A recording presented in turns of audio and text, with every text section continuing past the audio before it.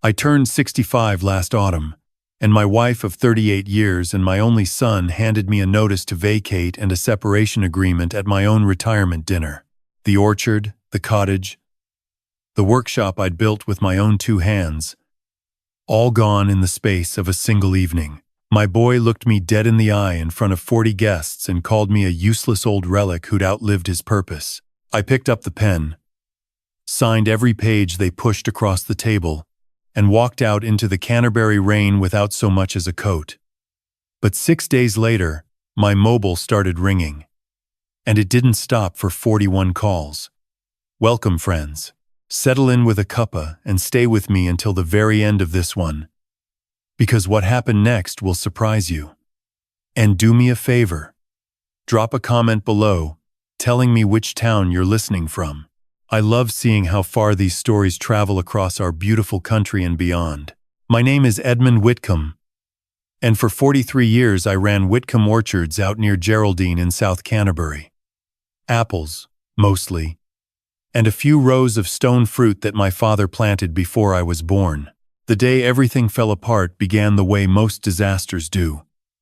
Looking exactly like a celebration. My wife Marjorie had spent 3 weeks planning my retirement due at the Geraldine RSA, telling everyone I deserved a proper send-off after pouring my whole life into that orchard.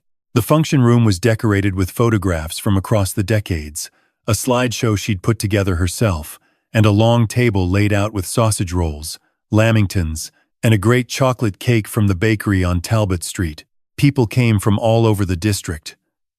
Our neighbors from down the road, the Holdens, who'd been buying our seconds for 30 years to make their famous chutney. My old packing shed manager, Whitcombe, who'd worked alongside me since he was 16, and was now in his 50s himself. Even a few of the seasonal workers who'd come back year after year for the picking season had driven down from Christchurch to be there.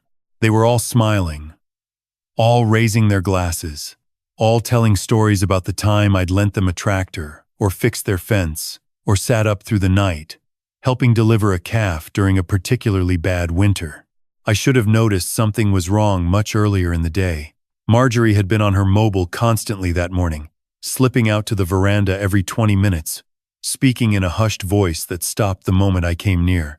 And my boy, our son Callum, who'd flown down from his accountancy firm in Auckland the day before, kept exchanging these strange little glances with his mother across the breakfast table. When I asked what they were grinning about, Marjorie patted my hand and said it was a surprise for later. And I felt that familiar warmth in my chest, the warmth of a man who believes the people he loves are about to do something kind for him. Looking back now, I can see exactly when the trap was set. It was set the moment I trusted them. The evening went beautifully for the first hour and a half. Whitcombe gave a speech that brought tears to my eyes, talking about how I'd given him a job when no one else would, how I'd taught him the trade, how Whitcombe apples were known throughout the South Island because of the standards I held myself to. Mrs. Holden from next door read out a poem she'd written herself, something silly and lovely about the man who never said no when a neighbor needed help. My granddaughter, Ruby, who's 9 and the apple of my eye, presented me with a card she'd drawn, a picture of me on my old gray Massey Ferguson with the Southern Alps in the background. I kept that card. It's still in my wallet today. Then Marjorie stood up and tapped her glass with a butter knife, and the room went quiet, and she gave me that smile, the one I'd loved for nearly 4 decades, and I thought to myself, this woman has been my whole world.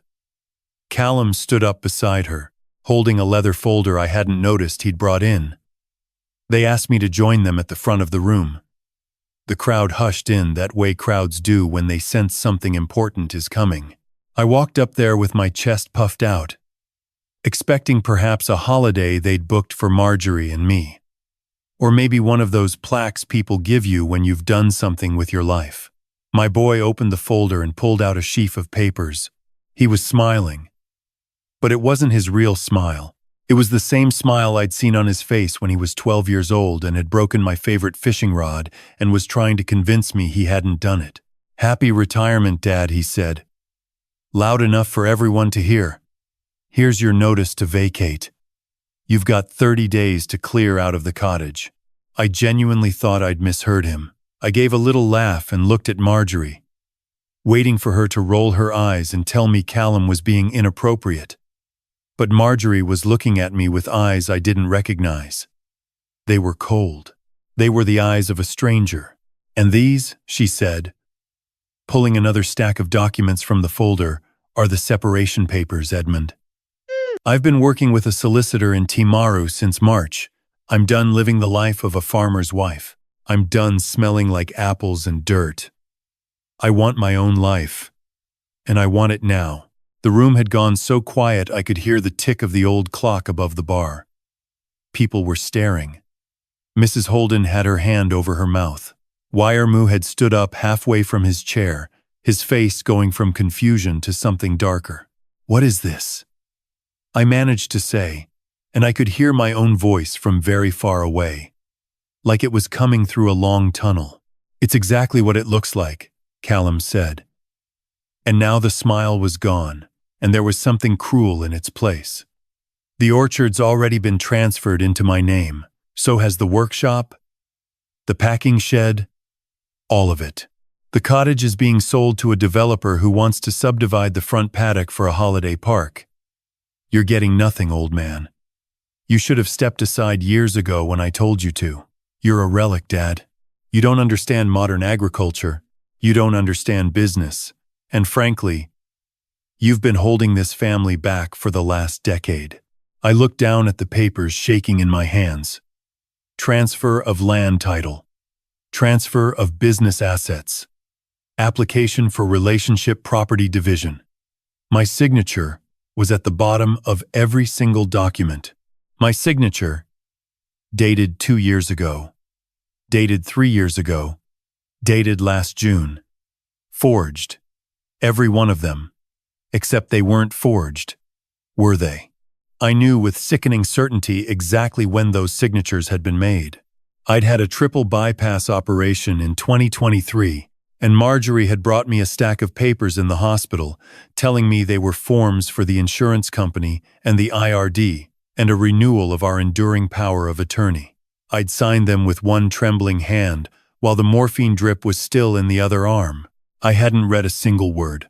"How could you do this?" I whispered. And I wasn't even sure who I was asking. Marjorie examined her fingernails like a woman discussing the weather at a garden party. "You did it to yourself, Edmund. You signed the enduring power of attorney without reading it. You signed the share transfer agreement when you were on painkillers after your operation. You've always been so trusting. So predictable. So boring. Sign the rest of them now, Dad," Callum said, holding out a pen. "It'll be easier on everyone if you just accept it. There's no point fighting. We've already won." Whitcombe came up beside me then, and I could see his hands were balled into fists. "Edmund, you don't have to sign anything, mate. Don't sign a bloody thing. We'll get you a lawyer." But what would a lawyer do? They'd already drained the accounts. They already held title to everything. I was 65 years old, standing in a function room I'd hired for my own retirement party, surrounded by people who had just watched the woman I'd shared my bed with for 38 years, and the boy I'd carried on my shoulders to his first day of primary school, destroy me with a single folder of paperwork. My chest hurt. My throat hurt. My eyes were stinging, but I could not, give them the satisfaction of seeing me cry. So I signed. I signed every page. I signed because I could not think. Because the shock had hollowed me out. Because I was an old man whose heart had been operated on twice already, and I genuinely thought if I tried to fight in that moment, I would have a third heart attack right there in front of everyone. And when I'd finished signing, I set the pen down very carefully on top of the leather folder. I looked at my son. I looked at my wife. And I said, "Thank you for the party," because I couldn't think of anything else to say. And I walked out into the car park, where the southerly was blowing rain sideways across the gravel. Whitcombe came after me. He drove me to his place out in Pleasant Point. and his wife Aroha put me in their spare room without asking a single question, and I lay there fully clothed on top of their daughter's old patchwork quilt, staring at the ceiling, listening to the rain on the iron roof. I didn't sleep. I just lay there and counted everything I'd lost, item by item, like a man taking inventory of a fire. The next morning, Aroha brought me a cup of tea and a piece of toast, and she sat on the edge of the bed and said, "Edmund, you stay here as long as you need, but you've got to eat, and you've got to start thinking about what you do next, because you are not done, love." Not by a long shot. I thanked her, and I ate the toast, and I drank the tea, and then I went out and sat on Wiremoo's back porch and watched the morning sun burn the dew off the paddocks. And I started thinking, not about revenge, not yet, but about facts. What did I actually have left? What did Marjorie not know about?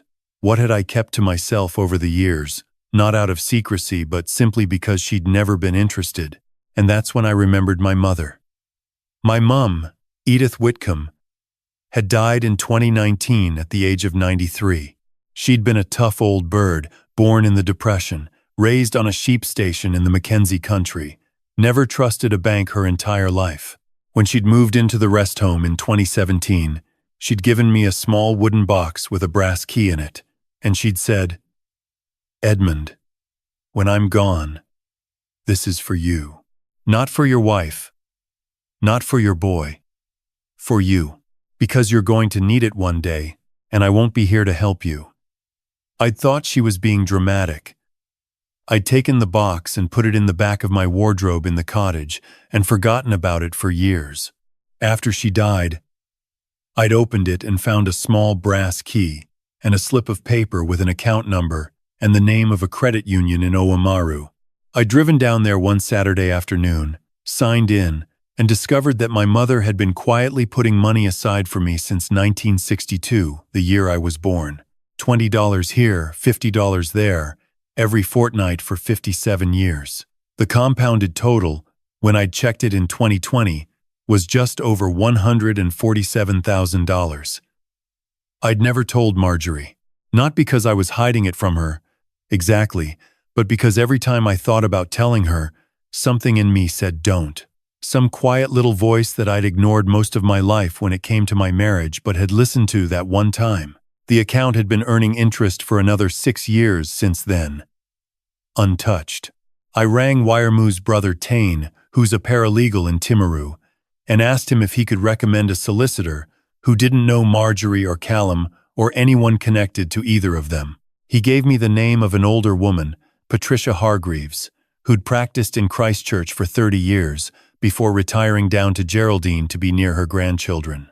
She'd kept a small consulting practice on the side, mostly for elder law and complex family matters. I rang her that afternoon, and she said, "Come in tomorrow morning, bring everything you've got, and don't talk to anyone in the meantime." I sat in Patricia's tidy little office above the bookshop on the main street the next morning, and I told her the whole story.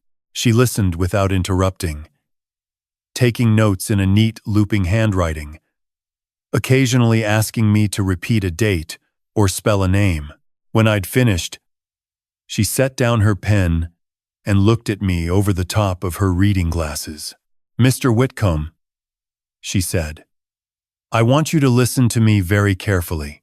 The fact that you signed those documents under medical sedation while recovering from a major surgery with a power of attorney already in place that your wife arguably had a fiduciary duty to honor opens up a number of avenues, none of them quick, none of them easy, but all of them real. However, before we go down any of those roads, I want you to do something for me. I want you to go and look at what they've actually done with the orchard. Because in my experience, when people grab something they didn't earn, they very rarely manage to hold on to it, and the way they fail will often tell us how to recover it. So that's what I did. I rang Wiremoo, and he and I drove out past the orchard the following Sunday. Just slowly past the front gate, not stopping. What I saw made my stomach turn over. The blossoms on the Braeburn block were already dropping, weeks too early, because nobody had thinned them properly in October. The irrigation lines on the cherry rows were running full bore at midday, in direct sun, which meant whoever was operating the system had no idea what they were doing and was probably scalding the root systems. The packing shed door was wide open, and there was rubbish blowing around the yard. My boy had been on that orchard maybe 4 weekends a year for the last decade. He didn't know the first thing about running it, and clearly he hadn't bothered to keep Whitcombe or any of the other experienced staff employed past the day of the takeover. When I got back to Whitcombe's place that night, I rang Patricia. "He's wrecking it," I said. "He's already wrecking it." "Good," she said, and I could hear the satisfaction in her voice. "Now we wait, and we prepare. And while we wait, you live, Edmund. Don't sit in that spare room moping. Don't let them have your spirit on top of everything else. Go fishing. See your granddaughter if you can. Start putting yourself back together, because you're going to need your strength." I took her advice. I rented a small flat above the dairy on the main road in Geraldine, paying with the first withdrawal from my mother's account. I bought myself some new work boots and a decent jacket. I rang Ruby's mother, my daughter-in-law Fenella, who'd separated from Callum 2 years earlier and who lived in Timaru with Ruby. Fenella had always been kind to me. She had no time for Callum's grandstanding and even less for Marjorie's airs. When I rang her and told her what had happened, there was a long silence on the line, and then she said, "Edmund, that doesn't surprise me at all. You come and see Ruby whenever you want. She's been asking after you, and if you want my honest opinion, you should fight them with everything you've got. Callum has been lying to that little girl for years about the kind of man you are. It's time she saw the truth." The week after that conversation, I started receiving information from sources I hadn't expected. Whitcombe, of course, was my eyes and ears in the district, and he reported back on everything happening at the orchard, which workers had quit, which suppliers were refusing deliveries because their invoices hadn't been paid. Then Mrs. Holden rang me and told me that the developer who'd supposedly bought the cottage had quietly walked away from the deal because the soil tests on the front paddock had come back, showing high lime content that made it unsuitable for the holiday park foundations. The cottage hadn't actually transferred yet. It was still in limbo. Then I got a call from a man named Jeffrey Tanner, who introduced himself as the orchard manager at Riverlands, the big commercial operation up in Marlborough. He said he'd heard a rumor I'd retired and wanted to know if it was true, because if I was available, he'd very much like to speak to me about consulting on their pip fruit expansion program. He was offering me a daily rate that was 3 times what I'd ever earned in a good week running my own place. Patricia had been busy too. She'd filed an application to set aside the share transfers on the grounds of incapacity at the time of signing, supported by my hospital records and a sworn affidavit from the surgeon who'd performed my bypass. She'd also engaged a forensic accountant from Christchurch to begin examining the transactions Callum had run through the orchard accounts since the transfer. The accountant came back to her within 10 days with what she described to me as a surprisingly rich vein of irregularities. "Your son," she said, when I came in for the next meeting, "appears to have been using the orchard as collateral for personal loans. He took out a $400,000 line of credit against the land in March, before the transfer was even legally finalized, by representing himself as the beneficial owner. He's been spending that money on what looks like a deposit on a townhouse in Auckland and to settle some personal debts. Some of those debts appear to be gambling debts. Edmund. He owes a substantial sum to an offshore betting site." I sat very still. "How substantial?" "Around $190,000, currently with a recovery agent. And here's where it becomes interesting. He's been telling the bank, and his mother, that the orchard is generating $250,000 a year in net profit. We both know that's a fantasy. The orchard's best year ever was around 90,000 net. And that was the season we had the export contract with the Asian buyer. He's misrepresented the income on the loan application. That's loan fraud, Edmund. That's a Crimes Act offense. Marjorie, meanwhile, had moved into a new apartment in central Christchurch, paid for, I was now learning, with money Callum had funneled to her from the same line of credit. She'd been telling everyone in her social circle that I'd had a breakdown after retirement and had voluntarily signed over my assets so that she and Callum could manage things properly. She was already going on holidays, posting photographs from a winery in Hawke's Bay on her social media with the caption, "Finally living the life I deserve." Fenella sent me screenshots of every post. I made a decision then. I wasn't going to sue them publicly. I wasn't going to drag this out in the newspapers or shame them at the Geraldine RSA. That wasn't who I was. But I was going to take back what they'd stolen. And I was going to make certain that they understood, with absolute clarity, that I was the one doing it. Patricia and I worked methodically through the autumn and into the winter. She filed the application to overturn the transfers. The forensic accountant prepared a full report, which Patricia then forwarded, with a polite covering letter, to the Serious Fraud Office, the bank that had issued the line of credit, and the law firm representing the developer who had walked away from the cottage purchase. I started consulting 2 days a week for Jeffrey Tanner up in Marlborough, flying up from Timaru on Mondays and back on Wednesdays. I was making more money than I had in years. I was sleeping better. I was spending Sundays with Ruby, taking her down to the beach at Caroline Bay or out to Peel Forest for picnics. She told me one afternoon, sitting on a log overlooking the river, "Granddad, Daddy says you're not very smart, but I think you're the smartest person I know." I had to turn my face away so she wouldn't see me cry. The first call came at 5:15 on a Tuesday morning in late August. I was in my flat in Geraldine, just up making myself a cup of tea before driving to the airport for the Marlborough flight. The screen lit up with Callum's name. I let it ring through to voicemail. 3 minutes later, it rang again. Then again. By the time I'd finished my tea, he'd called 11 times. I switched the phone to silent and went to work. By the time my plane landed back in Timaru on Wednesday evening, Callum had called 41 times. Marjorie had called 9. There were 23 text messages, escalating in tone from Dad. "We need to talk urgently," through "Dad, please answer the phone. This is serious," to a final message at 3 in the morning that simply read, "Dad, I'm begging you, please." I sat in my car at the airport car park and read through them all. Then I rang Patricia. "They've been served," she said before I could even ask. The bank received our forensic report yesterday morning and froze the line of credit immediately. The Serious Fraud Office made contact with Callum at his Auckland office at lunchtime. The application to set aside the transfers was filed in the High Court on Monday and personally served on both Marjorie and Callum on Tuesday morning. They've also been informed that the cottage transfer is being unwound because the developer's deposit has been refunded and the contract is void.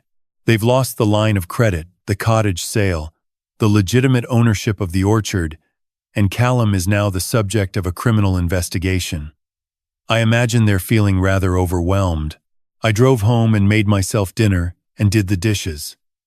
Then I sat down in my one armchair in front of the small fireplace, and I returned Callum's call. He answered on the first ring, and his voice was nothing like the voice that had stood in the function room at the RSA and called me a useless old relic.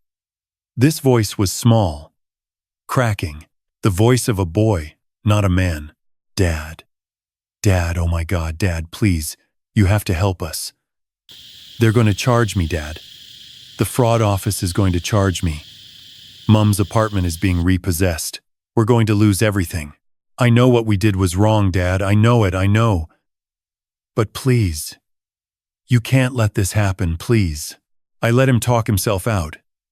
It took a long time. He cried, he begged. He made promises about how things would be different. He tried to blame his mother. Then he tried to take all the blame himself. Then he cycled back to begging again. When he finally went quiet, I spoke very softly. "Son, do you remember what you said to me at my retirement party?" There was a long silence. Then, very quietly, "Yes, you called me a useless old relic. You said I'd been holding the family back for a decade. You said I should have stepped aside years ago. You said all of this in front of 40 people, including the men who'd worked for me my whole life, and the neighbors who'd watched you grow up. Do you remember that?" "Yes, Dad. I'm so sorry. I'm so sorry. I want you to listen to me very carefully now, because I'm only going to say this once. I am not going to help you. Not because I want you to suffer, although I won't pretend it doesn't bring me a certain satisfaction to know that you will. I'm not going to help you because helping you would be the worst thing I could possibly do for you. You're 41 years old, son. You have made these choices. You have to live with what they cost you. That is not cruelty. That is the only kindness left that I can offer you. The day you may come back into my life, if there ever is such a day, will be the day you've rebuilt yourself into a man I can respect again.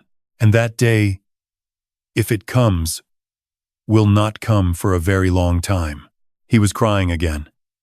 "Dad, please." "Goodbye, Callum." I hung up the phone. I switched it off. I sat in front of the fire for a long time, watching the flames, and I did not feel triumph, exactly. I felt something quieter and steadier than that. I felt clean. The court overturned the transfers in November. The orchard came back to me, as did the cottage. Although by then the Braeburn block had been so badly mismanaged, it would take 3 full seasons to restore to proper production. Callum was charged with 2 counts of obtaining by deception and 1 count of forgery. He pleaded guilty in exchange for a non-custodial sentence of community service and a substantial reparations order, which he is still paying off. I'm told, by working as a junior bookkeeper at a small accountancy practice in Hamilton. Marjorie was not charged with anything, because Patricia advised that pursuing her would cost more than it would gain. And because, as Patricia put it, some people punish themselves more thoroughly than any court ever could. Marjorie now lives in a small 1-bedroom flat in Timaru, on the pension, and a very modest settlement from the relationship property division. The wineries and the holidays and the social media posts have stopped. I'm told she works part-time at the op shop on Stafford Street. I sold the orchard the following autumn to a young couple from Ashburton who'd been leasing land for years and finally had the capital to buy a place of their own. I gave them a fair price and threw in the workshop tools as part of the deal because I could see in their eyes the same hunger I'd had at their age. I kept the cottage and the front paddock. I'm too old to work the orchard myself anymore, and too sensible to pretend otherwise. With the money from the sale, plus what was left of my mother's account, plus the consulting income from Marlborough, I am, for the first time in my life, genuinely comfortable. Not rich, not flashy, just comfortable. Enough to stop worrying. Enough to help Ruby with her schooling when the time comes. Enough to know that no one will ever again be able to take it all from me with the stroke of a pen. I see Ruby every weekend now. She stays with me on Friday nights, and we make pikelets in the morning and walk the dog along the river. Fenella and I have become something close to friends. She brings Ruby down on Friday afternoons and stays for a cuppa, and we talk about books and gardens and never about Callum. Some weeks ago, a woman named Beverly moved into the cottage 2 doors down from mine. She's a retired district nurse from Invercargill, widowed 4 years ago, with a kind face and a sharp wit, and a habit of leaving silver beet from her garden on my doorstep. We've started taking walks together in the evenings. Nothing more than that. Not yet. Perhaps not ever. But the company is good, and the silences are easy, and I have learned in this last year to take pleasure in the small good things and to stop looking over my shoulder for the next betrayal. If you've stayed with me this long, friend, I want to leave you with a few things I learned that I wish someone had told me 40 years ago.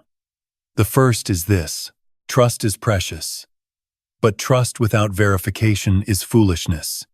And there is no shame in reading every page of every document before you sign it, no matter who is holding the pen, your spouse, your child, your dearest friend. It does not matter. Read it. Take it home. Ask a stranger to look it over if you have to. The people who love you will not mind waiting. The people who do mind are telling you something important about themselves. The second thing is that an enduring power of attorney is one of the most powerful documents you will ever sign in your life. Do not sign one in a hospital bed. Do not sign one when you are tired or frightened or grieving. Choose your attorney with the care you would use to choose a surgeon, and review that choice every 5 years, because the people we trust at 50 are not always the people we should trust at 65. The third thing is that your independence in old age is not a luxury. It is a foundation. Keep an account in your own name that no one else has access to. Keep a friend or two outside your immediate family who you can ring at 3 in the morning. Keep a roof over your head that is yours alone. These are not signs of distrust. They are signs of wisdom. The fourth thing, and this is the hardest one, is that family is what you do, not what you are born into. Blood does not make a son. Vows do not make a wife. The people who deserve your love are the people who show up for you when there is nothing in it for them. And sometimes those people are not the ones you expected. Wiremu, Aroha, Patricia, Fenella, Ruby, Beverly, Mrs. Holden. These are my family now. They earned the title. And the last thing is this: it is never too late to begin again.